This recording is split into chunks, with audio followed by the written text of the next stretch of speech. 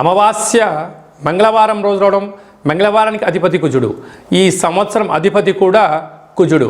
వృశ్చిక రాశాధిపతి కుజుడు అవడం, వీరికి అర్ధాశ్రమ శని యొక్క ప్రభావ సంచార స్థితి 30 సంవత్సరాల తర్వాత వక్ర గమనంలో సంచారం చేయడం వలన కనుక వీలైనంత వరకు మీ జన్మ నక్షత్రం రోజున ఈ యొక్క సోమవతి అమావాస్య, మంగళవారం కాళ అమావాస్య, తిరిగి బుధవారము కాళాష్ట గణపతి రోజున దూరవాయు జల ప్రయాణాలు పెట్టుకోకపోవడం ఉత్తమోత్తమం.